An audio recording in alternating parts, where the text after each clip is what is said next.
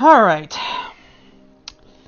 This has been one of the hardest live streams I've ever written in terms of scripts, because there is so much happening rapidly in the world of politics right now that it is very difficult for even me, a self-avowed news junkie, to keep up.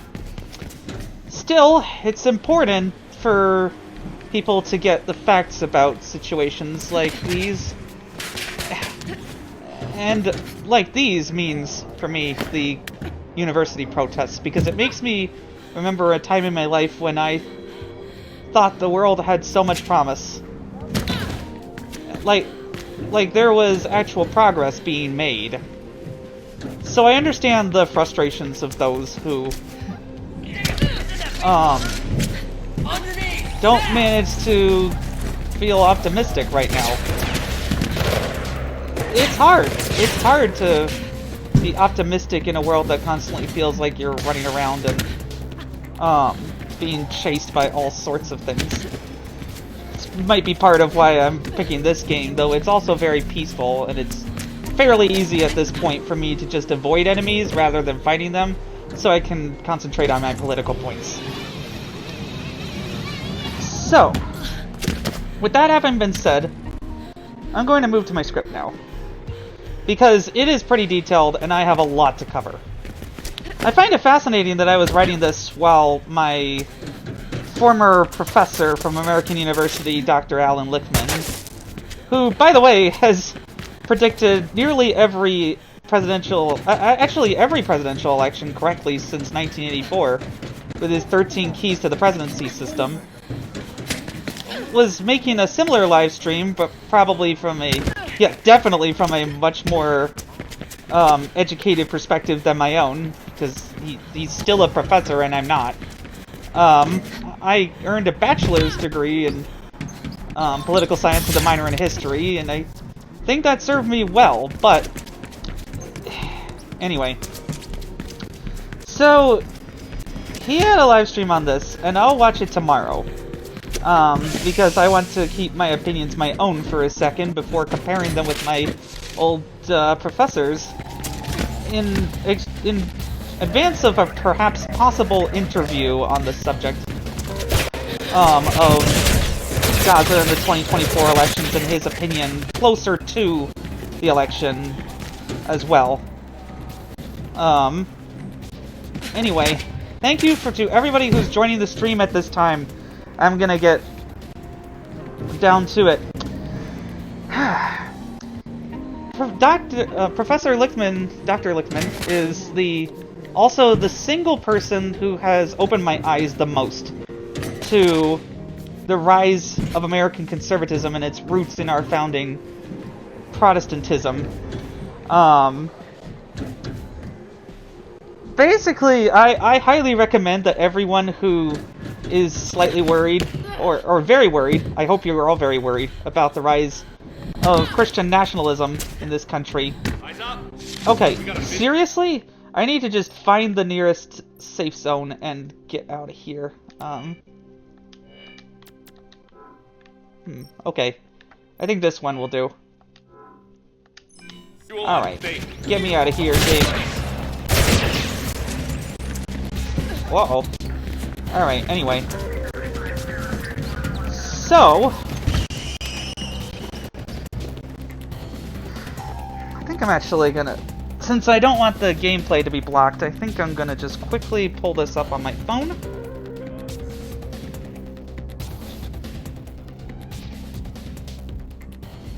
The things you do while preparing for a gigantic script, am I right? But, anyway. Let me just get out of here and actually have this be a calm and relaxing game. Anyway. These kinds of things are hard to say because I want to make sure that they're accurate. And I've done a ton of research into this. Hey, Faith, I'm sorry about what happened. Thank you. Okay, so this did get saved recently. Please sync over. Anyway. Any election prediction can be subject to change, so I don't think he's ready to predict that Joe Biden will win. But the media wants him to have predicted Joe Biden's victory. And anyway, what's more important is that the right, the Republicans, are putting our country at risk of civil war. And I don't say that lightly, because, well, the Supreme Court is stacked with people who are only interested in themselves and their political survival, at the expense of any kind of precedent or the rule of law. And at the risk of giving the President of the United States even limited criminal immunity from prosecution, especially for the protests of January 6th. Anyway.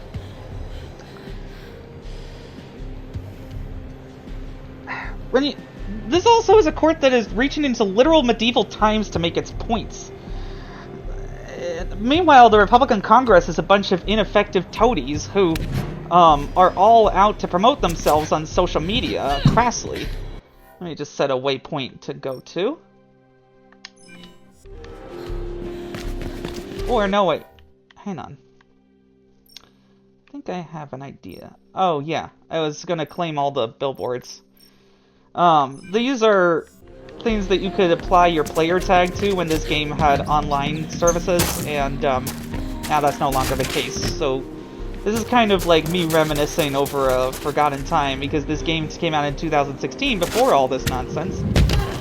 And ever since, we've been living in anxiety town as a country, anxiety country, over every little thing that a wannabe dictator wants to put forward. I'll get to the threat posed by Donald Trump in a minute, but I think now I can't really put it off any longer, and I have to,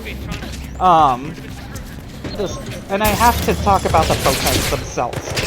Because there are definitely complexities involved that the media is not covering.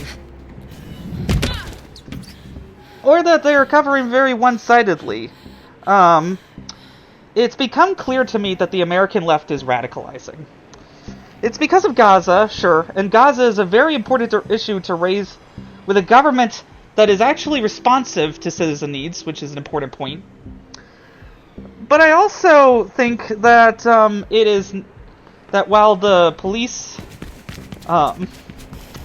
were being incredibly brutal in their response, and I do not approve of Mayor Adams' comments in that regard. I also think it's important to keep in mind that it is not against the First Amendment to regulate the time, place, and manner of speech, including by occupying buildings. So, from there, it's also indisputable that certain slogans are very offensive. I'm sorry, you're never going to convince me that From the River to the Sea is not a problem.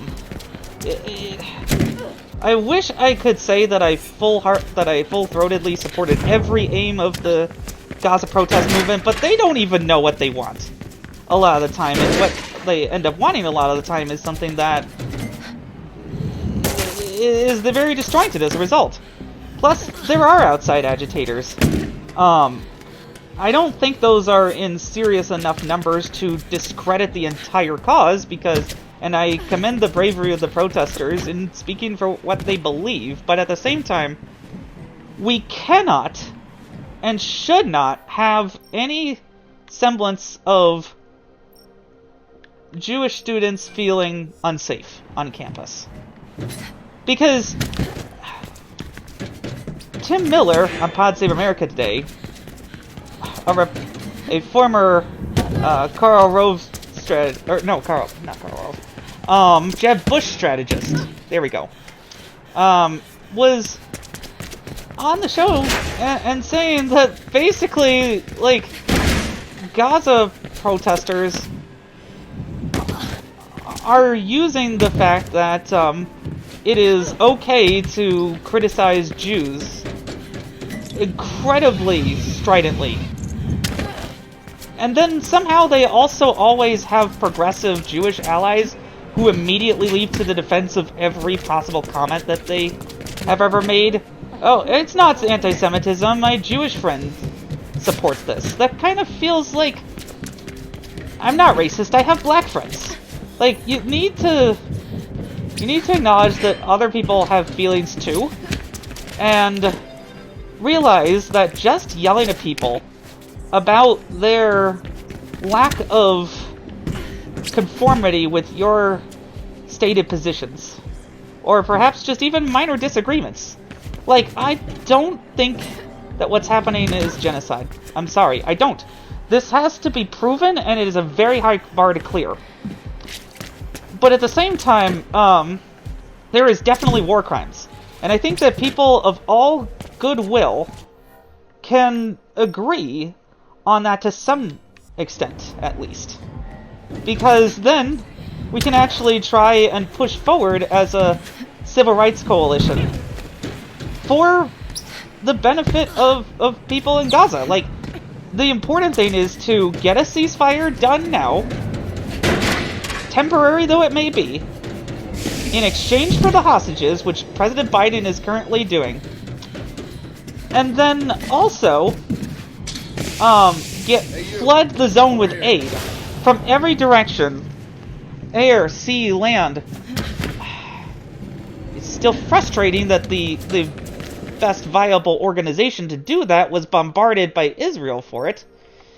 World Central Kitchen, because that was like a week after I told people to go and donate once they actually started up aid activities, and then they were never allowed to. It's just unbelievable what's happening in the world right now, but not, sadly, unpredictable. Because what's currently happening is that the world is becoming unsure of what America stands for. Because Joe Biden may have some really tough stances on hostile powers and may have restored the credibility of NATO, but for how long? If Trump gets reelected, he will do... Well, actually, I don't have to speculate. He just said it. He said... Let me see in my notes here.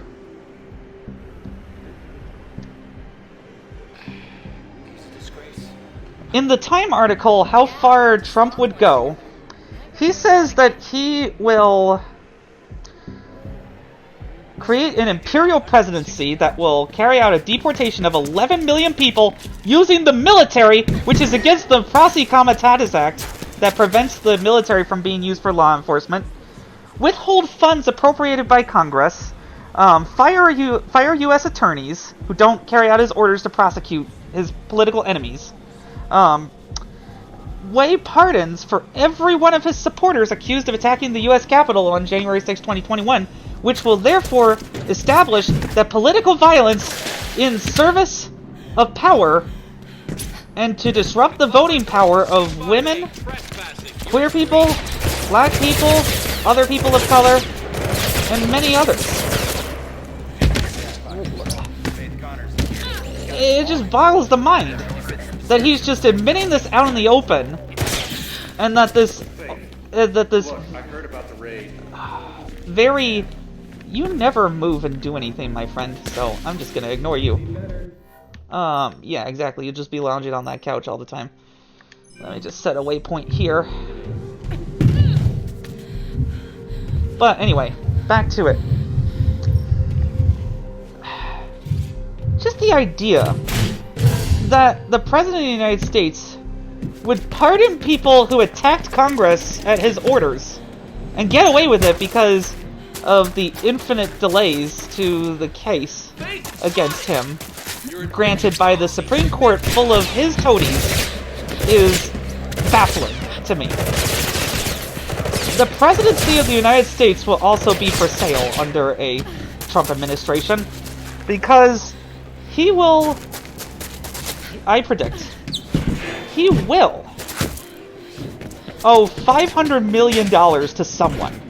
And that means that he'll be beholden to their interests, whether it's the Saudis or a consortium of billionaires or David Pecker or whatever.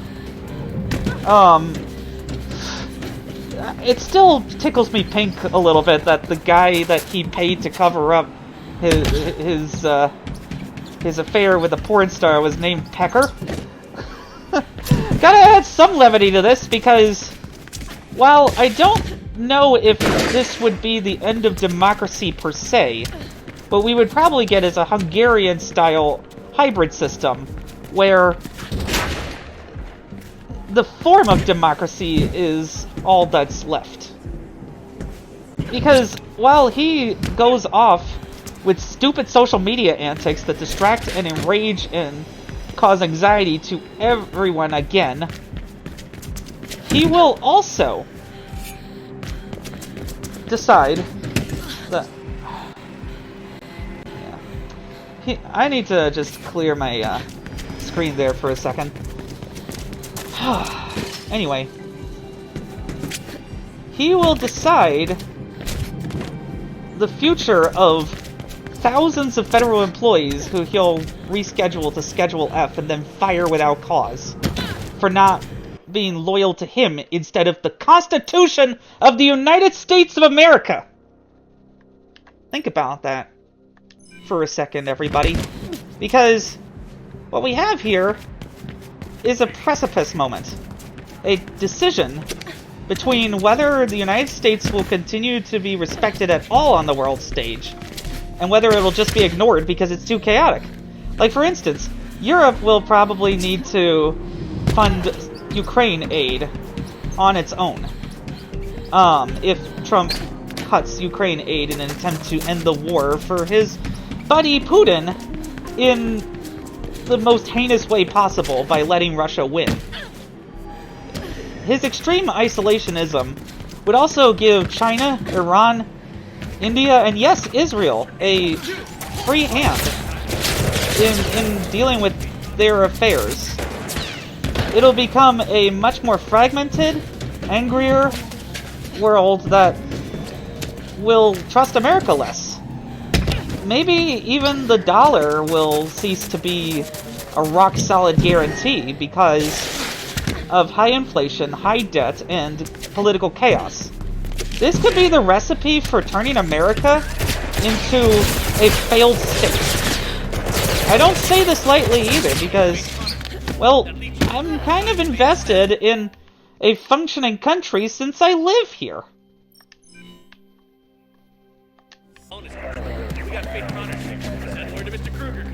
Anyway, my thought on this is, as I'm getting shot at, I'm just going to try and get out away from the police, is that I would like for the military to not be the police, thank you very much, and for the local police to not be co-opted in deportations if they don't want to, and for the local police to not be willing jackboots for a fascist regime either. That would also be preferable, is to, for all the problems that police have in this country that are rightfully observed, we need police to some extent. We need law enforcement of some kind. And law enforcement should not be at the whims of the dictator.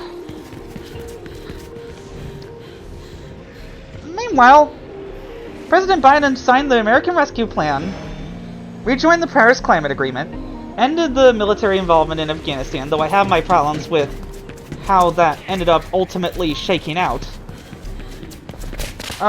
Ended up nominating and confirming the most diverse cabinet in history, and the first black female justice on the Supreme Court. Restored U.S. leadership on NATO, after years of Trump floating that he could just cut the aid for countries who didn't pay They're non-existent membership dues. The 2% target is a suggestion, not a requirement. Of 2% of GDP for military spending. It's one that I think many European countries will do well to follow because of the threat of Russia and the potential instability of a Trump administration in case the United States decides not to guarantee Article 5, which basically means that the nuclear umbrella of the United States that has protected Western Europe from Russian aggression since the Cold War will no longer be. I mean, maybe it won't be so dramatic as all that. Maybe Trump will be overruled by a bunch of people, or maybe he'll just get bored and move on. But, like, the maybes is the problem. Joe Biden is a consummate statesman who works his butt off at 81 years old for the benefit of the American people. Yeah, he'll be the oldest president ever. But, like... And I also hope he gets a really good and long retirement. But at the same time, it's also important to realize... the depths of the accomplishments that he's done. This doesn't mean that I don't see people's frustrations with the Biden administration. Inflation is not under control, primarily due to rises in housing costs and food costs, as well as corporate greed, which he's trying to curb.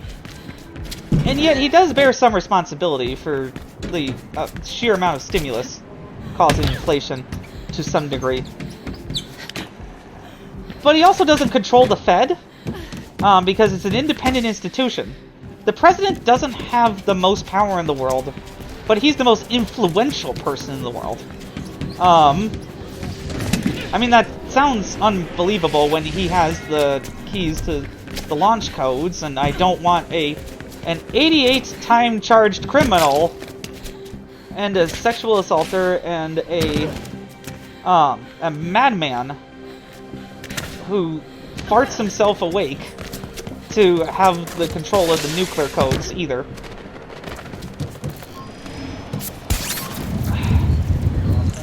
Oh boy. Well, let me load up my next point. Okay. So, my favorite piece of legislation that Biden has ever done is the Inflation Reduction Act. It might have been slightly oddly named in that it didn't directly address rising inflation, but it tried to cut costs in other areas to minimize the effects of inflation on people's lives, like $35 insulin and the power of Medicare to negotiate drugs that will save the government $281 billion by 2029, I think. Or how about the largest investment in climate resiliency and green energy ever, which will create thousands of jobs? Or Bipartisan Chips and Sciences Act to create more R&D right in America. Or how about regulation of AI to try and make sure that this new technology isn't just used by companies to destroy people's jobs without some benefit? I mean, I don't think AI will have much actual benefit. But if properly regulated, the technology could be useful while minimizing job loss and retraining people to get jobs that are prepared for the competitive future. Because the thing is, now the AI arms race is on, and our adversaries are going to have access to AI too. So it's annoying that that has to be the case, because once you uncork Pandora's box, you know. But that wasn't part of the IRA, though. What is part of the IRA, though, is a minimum corporate tax rate for billion-dollar corporations, increased tax enforcement with $80 billion of IRS funding. Excuse me. Scratch Dogan's back, and he'll scratch with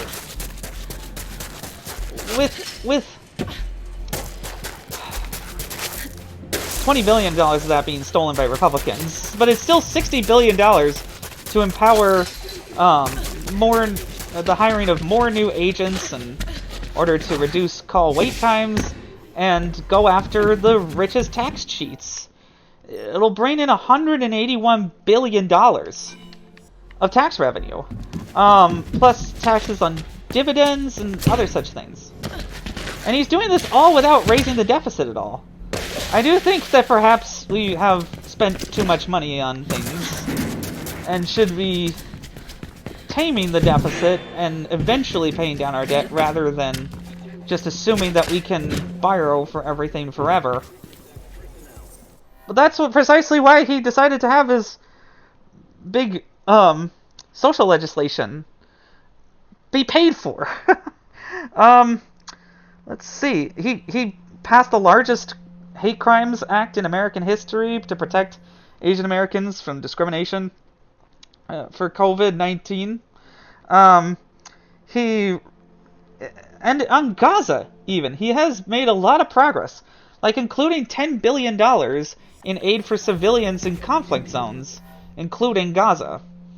What's I gonna say? Like reopening the consulate in Jerusalem for the Palestinian Authority and giving them security training and such to try to make them a better police force. How successful that will be is yet to be determined. How successful any endeavors in the world are is hard to determine. But only one president actually cares about trying to resolve the situation in Gaza. I'm as perplexed as I am by his continued insistence on just gifting offensive weaponry to Israel. None of us have been inside the Situation Room, and so I'm not saying that we don't criticize, but I'm saying that we do that with the knowledge that being President of the United States is harder than sitting in a building and chanting slogans. I'm sorry. That's how I feel. And, you know, take everything that I say with a grain of salt. Do your own research. Make your own opinions on things. I'm not saying that you have to agree with me.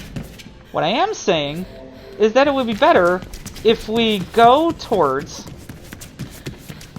a world where Joe Biden is President of the United States, because after that point we can breathe a little easier because Donald Trump will not be president for another 4 years.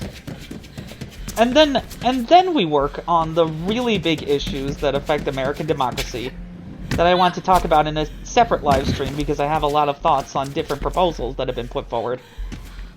And have a lot of research to collect as well for that purpose. But, like, moving on.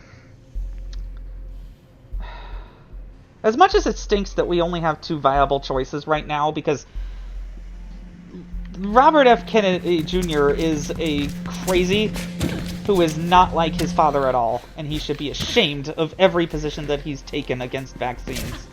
People have died because of him, and he needs to own that. Well, he won't, because all he cares about is his own aggrandizement, and apparently courting Trump voters, so perhaps he'll steal some disaffected Trump voters in the event that Donald Trump gets convicted for the hush money case, which is really more the financial crimes fraud case. But I don't know how you support Cornel West or Jill Stein knowing that they'll take votes away from Democrats, especially in key swing states that will determine the outcome of the election. I don't like that this is the way American democracy works, but we're not going to fix every issue between now and November. We're not going to agree on everything between now and November. What we need to agree on, and you know, I do feel for people who are angry at President Biden because of the violence in Gaza. I lost a cousin in 9/11, and I have been angered for years that my government lied to me about Iraq being connected to 9/11, because it was not. For cynical gain, and since that point, I think there's been a real break in trust of government for a bunch of valid reasons. But I worry that it's gone too far, and that if we just yell at our enemies rather than trying to persuade them... And I mean, some people are just unpersuadable, like the dyed-in-the-wool MAGA types will probably never listen to you because they are in a cult. They are in a cult! And in the cult, there is no questioning of the leader allowed. And in return, they get a sense of community-like safety. So they're not going to give that up just because you yell at them online about how they're stupid. Like, but also, I canvassed for a congressman in 2012, and we were not told, oh yeah, just yell at Republicans about how they're idiots. Or at Democrats in conservative area, because that's a thing too.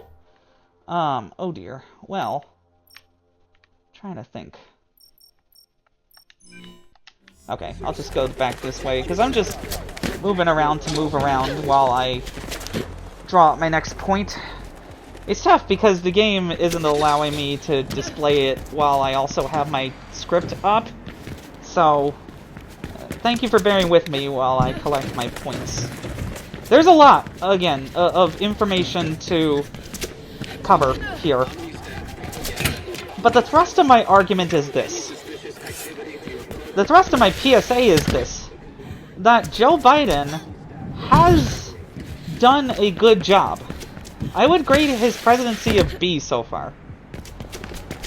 I will recognize, however, that I am very white, and so there are a lot of unique frustrations faced by people of color who have felt stifled in their want to have police reform, and by Gaza protesters who want him to listen to their every demand. But the problem is that in politics you cannot only play to your base and expect to win for very long. I mean, Donald Trump did, but that was once in 2016, and that is because Democrats assumed Hillary Clinton would win and just didn't vote. Like, nobody could possibly have elected a reality show star who cheated on his wives 3 times. Several more times, probably, actually. And like... Again, the choices between order and chaos. Again, I don't think the Trump presidency, too, will be the end of democracy. But let's talk about the positive things that Joe Biden would do as well. If given more power. Because, again, he's the only competent person who can do the job who is running right now. Do I wish he was 40 years younger? Yes. Do I wish he'd been quicker to empathize with the Palestinians? Absolutely. That is indisputable to me. Again, there's a but, because there is nuance in this argument. He has done his best in the most polarized Congress in recent memory. He has tried his hardest because he believes that this fight is for the soul of the nation. He's wanted to be president since he was 5, according to the nun at his school. And that's A, adorable, B, incredibly relatable to me, as I wanted to be president when I was 5 too, until I got a book of all the presidents who have ever been assassinated. But like, also, I don't know why anybody would want to be president of the United States, because seems like it's a very hard job that people will never give you the credit for. And then your opponent, who wants to destroy his enemies and commit crimes freely and do whatever he wants to Europe, is like neck and neck with you. Again, politics has become such a team sport where everybody on the other side is a heretic that it's almost like the lead up to the 30 Years' War, where there was, like, fighting between Catholics and Protestants. I don't know of any other way to describe this kind of quasi-religious fervor that people seem to have for their positions. Now, I understand why many people hold their positions, and I am not in the slightest equating at all the very real grievances of the deeply progressive left with the terrorism of the MAGA movement. But the thing is, if you have a leader who says you better be glad that I'm not killing Jews, then you've kind of lost credibility to a lot of people.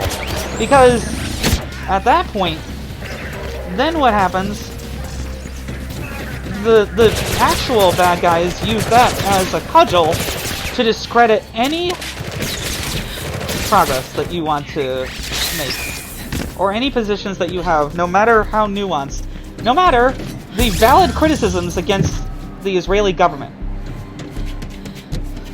It is inconceivable to me that there is this fervor, though. I mean, it's conceivable, it's just like, it feels like the country is losing its mind, to be perfectly honest with all of you. And the fact that we have to rely on one single person to keep our country somewhat professional is staggering. Just because, like, I used to really believe in the promise of America. Now, I'm as jaded as a lot of people are by all of the ridiculousness. I mean, I knew that America wasn't perfect from a small age because I'm a huge history nerd, but, like, the extent of the racism in this country, the extent of the conspiracy to keep women's rights flattened, the extent of anti-gay resentment and anti-trans resentment, which is incredibly important to me. I would like for my freedoms to not be sacrificed because you're embittered. Again, I understand if you lost family or friends in Gaza. I mean, I can't understand exactly, but I lost family in 9/11. It's not to draw a blank comparison and then be like, well, that means that your criticisms are invalid. It just means that, like, I understand the place of deep anger that people are coming from, but in order to best serve our goals, we need to give Joe Biden a bigger majority. It is unlikely, but still possible, that the Democrats keep control of the Senate.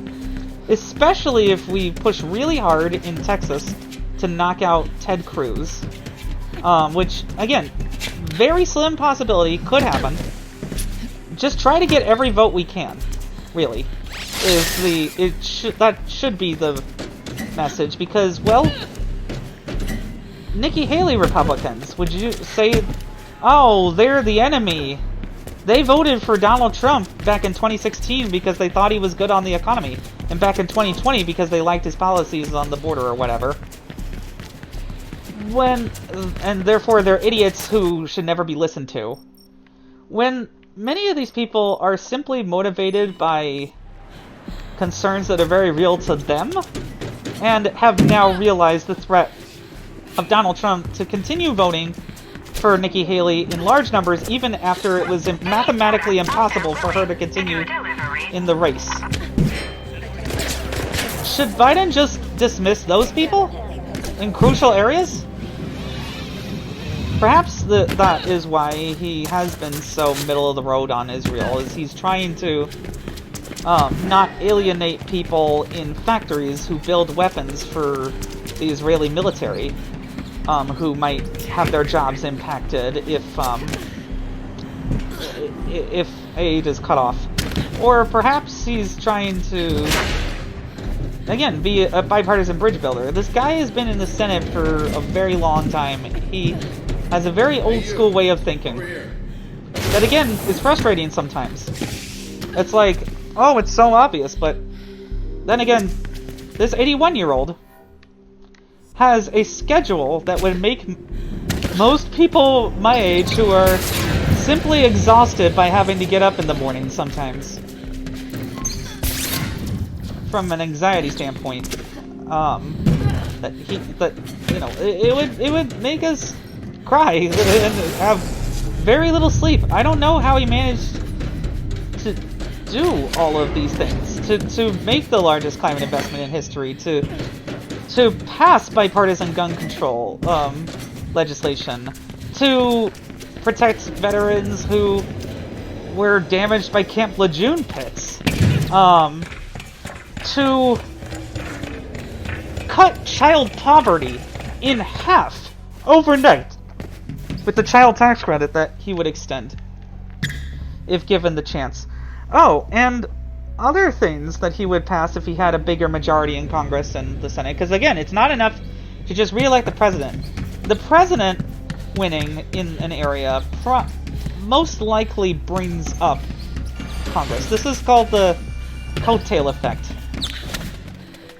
Part of the problem with Biden's accomplishments, though, is that he's had to pass everything in giant bills with a lot of unrelated provisions stacked together. For instance, he would have just done Ukraine aid separately, except that Republicans insisted on having it tied to border protections. And he added onto that a very sensible proposal to add more administrative judges for asylum seekers because the asylum system is terrible.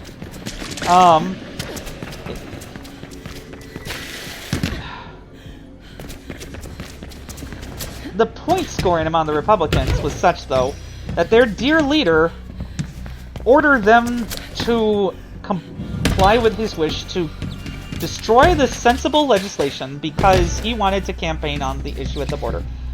Such a cynical play being done out in the open would have sunk any other presidential candidacy, but Donald Trump has this aura of immunity from everything, and it frustrates the heck out of me. Because the guy has been getting away with everything since he was a teenager, and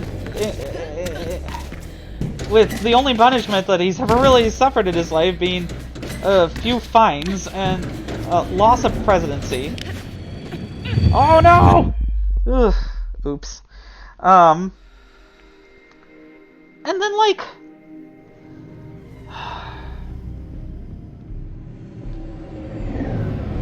his other problem, Donald Trump, is that because of this, he has gained a sense of entitlement. So, he feels emboldened because of the criticisms of President Biden. Because there are all these wedge issues that he feels he can try to use, like, while claiming to express middle-of-the-road abortion positions. This is where Biden is going to be the strongest, is abortion, because the prospect of turning America into a religious fundamentalist state where women's pregnancies are monitored,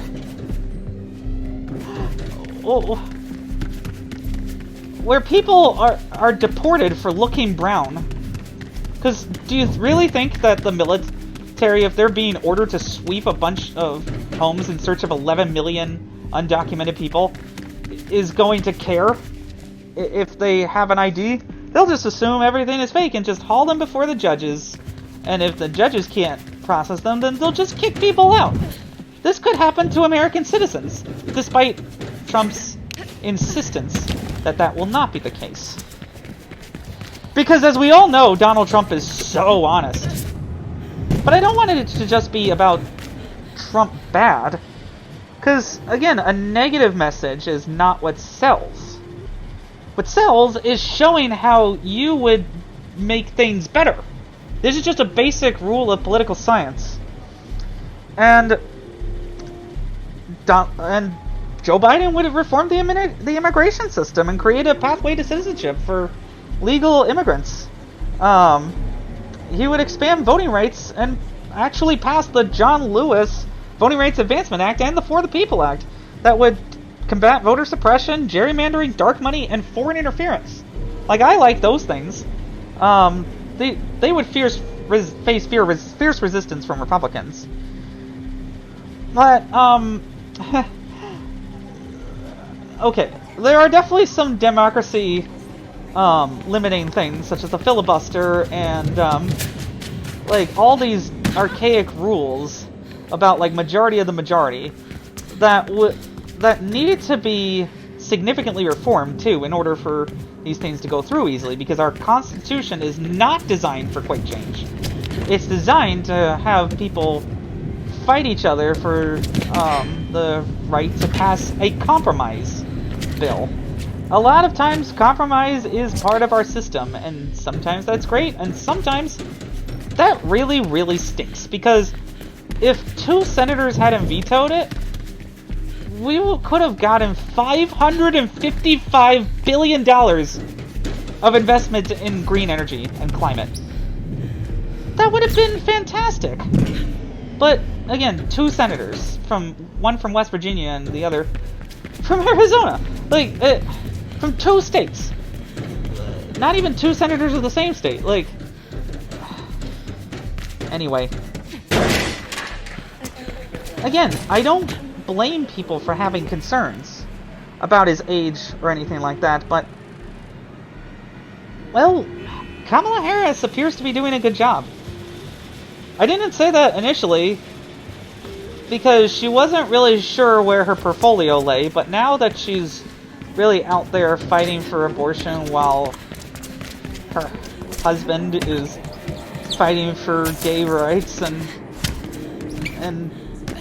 against anti-Semitism in this country and a bunch of other things, like, it appears as though she finally has gotten her act together and could be a good president. Do I think she was the best vice presidential candidate choice? I don't know. I do know that there were several other women considered who had backgrounds such as trips to Cuba that would have been a problem politically. So sometimes you make the raw political calculation, unfortunately. And they figured that Kamala Harris's record as a prosecutor would help her out, though it hurt her with some progressive Democrats. These kinds of trade-offs are just how politics in this country is done. And it really stinks for a lot of people, because that means that very necessary change to very real systemic problems has been delayed for a very long time. But again, who is best positioned to at least try to fix the many issues America faces? An 88-time charged ex-president who tried to use an angry mob to murder Congress and overturn a free and fair election? And will continue to try to protect himself by posing as the ultimate victim and, like, Nelson Mandela? Give me a break, guy.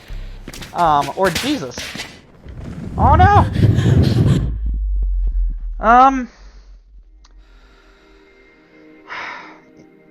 Who do you trust to expand access to clean energy? Who do you trust to actually stand up to China? Who do you trust to save Ukraine from utter genocidal destruction? Because that is indisputable. Russia wants Trump as president so they can take over a bunch of Ukraine in an unfair peace deal, and then cut off access to a third of the world's grain until they get what they want. And this is supposed to be a permanent member of this United Nations Security Council. Unbelievable. But again, who do you actually trust to try to fight for middle-class Americans? I haven't even really gotten into the details of his student loan program, because it keeps changing due to the Supreme Court meddling, and yet has helped a lot of borrowers in every way that he could. I think that capping the cost of college, I think that price caps need to be a thing for quite a few reasons. Not for everything and not all the time, but for certain things that are overheated, like education, that are increasingly starting to seem like they don't provide nearly as concrete a benefit as I was told when I studied hard for college. To get a desk job. I don't know, like, will Biden succeed? Who knows? The world is unpredictable. And I'm not even gonna predict that he'll win the election despite the likelihood that he could.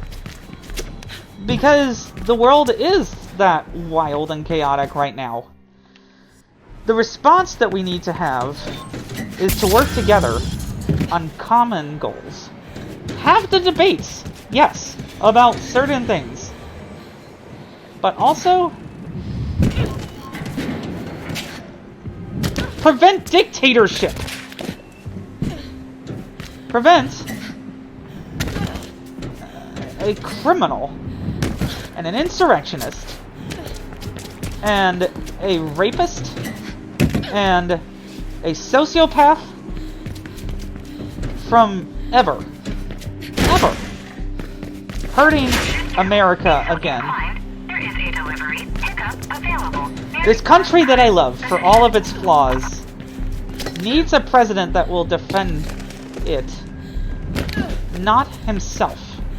And that is who Joe Biden is. He decided to run for president because he believed that he was best positioned to respond to crises like the Charlottesville riots, which Donald Trump still keeps defending the conduct of his alt-right supporters at Charlottesville, despite the fact that one of them ran over a woman with her car. President Biden was right to be worried about the state of civility in the country at that point, and then the pandemic just made everything worse. Because we had a president, if you recall, who decided to have blue states suffer with the virus, with COVID, because of the political expediency of it. Of, oh, the advantages of selling the idea that COVID was a city problem, so Republicans should just ignore the problem and go about living their lives at the expense of their neighbors. Asserting their freedom to infect people with a deadly disease. Like, the amount of brainwashing that he did in order to never admit that he was wrong ever is unprecedented. People are still dying from hydroxychloroquine because of him. Do you want a president who will say inject bleach to cure anti-Semitism or something like that? Because he loves to tout that as a cure. Maybe a little sunlight, as well.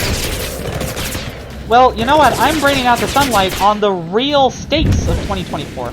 On the idea that America could stand to lose a lot.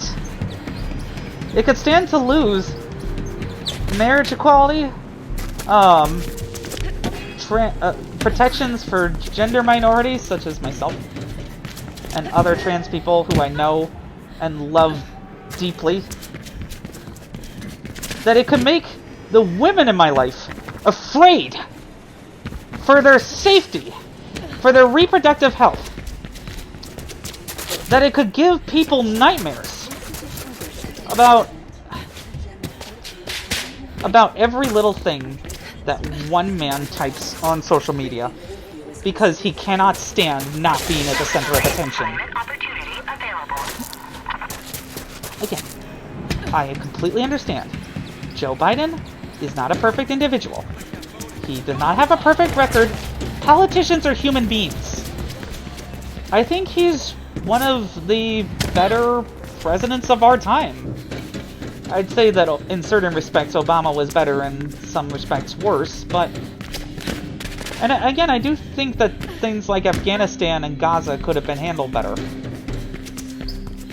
But in the ongoing polycrisis that threatens to destroy modern civilization, who do you trust? Again,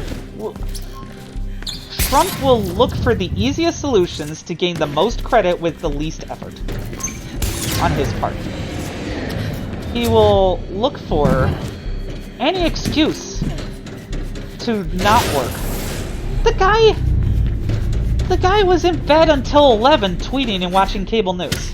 Is that the behavior of someone you trust to run the country? I don't think so.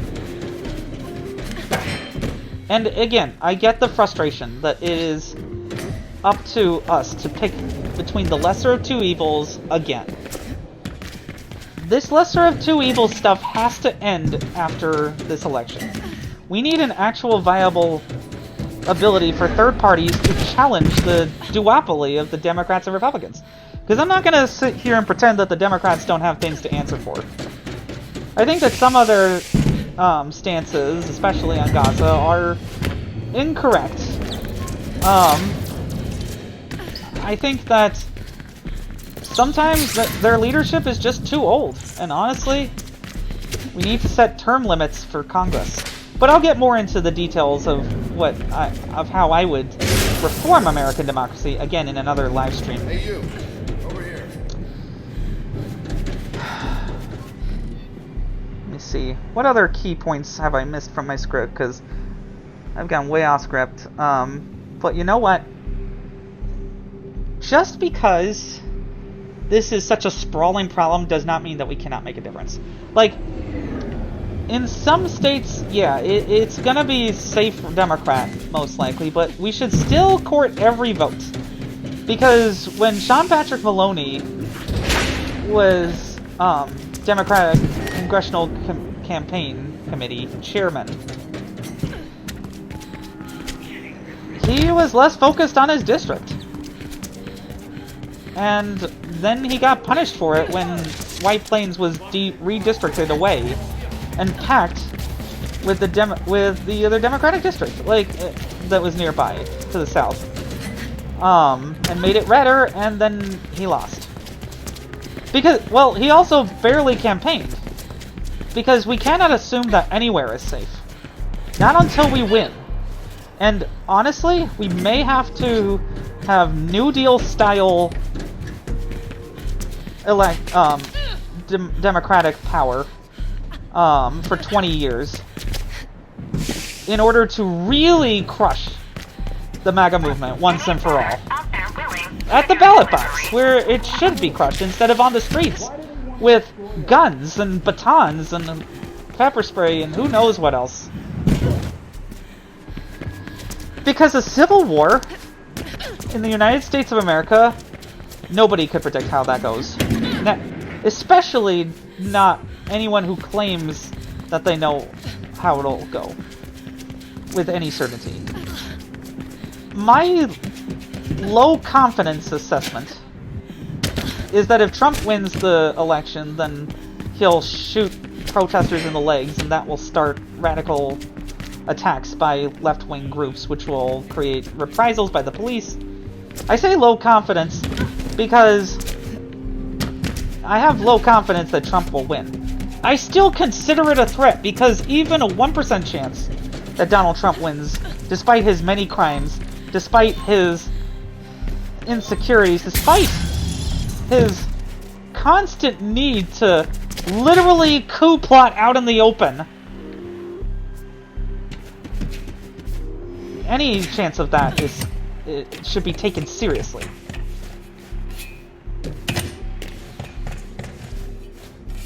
What I believe is, fervently, with my whole heart, that Americans will make the right choice, but that we cannot know for sure, so we need to persuade people of the right choice here. Of the fact that the right choice is Joe Biden. If this was a normal election year, perhaps with a normal Republican candidate, perhaps I'd be slightly less concerned and less enthused about supporting Joe Biden. But his record speaks for itself. This does not mean that his presidency has been perfect. It does not mean that there aren't challenges. It does not mean that he knows how to fix everything. But he will at least listen to other people than himself. That's also important. Like having a cadre of advisors that will back you up. It seems like every one of his staffers is at least a conscientious person. I may not agree with everything they say or do. I may not agree with all the policies, but they are making considered policy choices in a polarized environment and a chaotic international scene. This country has gone down a dark path for a long time. And while I don't think that defeating Trump will defeat the MAGA movement once and for all, the main thing we need to focus on is getting him reelected and then addressing the issues that are too deep for any one president to fix. Because the president can't fix a broken Congress. The president can't bully the Supreme Court. The fact of the matter is that the president should not be able to do those things. Stay in place. The NCRT control is definitely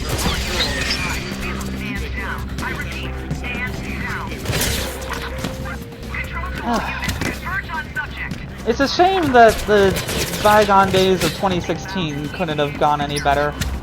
There were a lot of would'ves, could'ves, and should'ves in that prospect.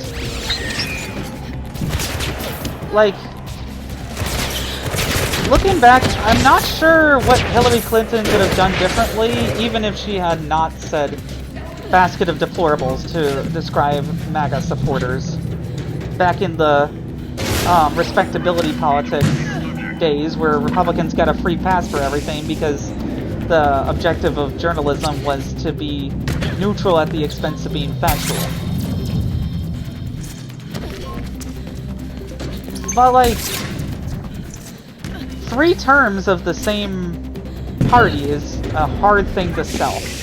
Once Joe Biden is term limited out in 2028, because thank goodness we have term limits, at least President Trump has said that he will not get rid of the term limits. Though, again, take that with a grain of salt.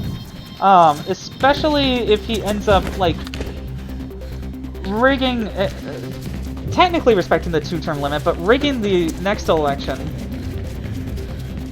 to have a younger supporter of his be a puppet. Rather like how Vladimir Putin, when he was term limited out by the Russian Constitution, installed Dmitry Medvedev as president with himself as prime minister, then made himself eligible again for another 2 terms, and then used those to give himself term limit, unlimited terms as Russia's president. And the result that we see is a totally valid and not at all rigged 87% of support for Putin, with no other reasonable candidates coming forward to support him because he's such a great president, and they weren't threatened by the Russian security service at all. You see what I mean? How this can happen? Like, it's something that happens very slowly. And do we want to lament how we could have seen this coming? Or do we want to have a president for all Americans who will restore the soul of this nation? Thank you for coming to this live stream on the stakes of 2024. And I will see you all later. Because it is late, and I have bottled up this statement for a while, and I hope that you've all learned something from it.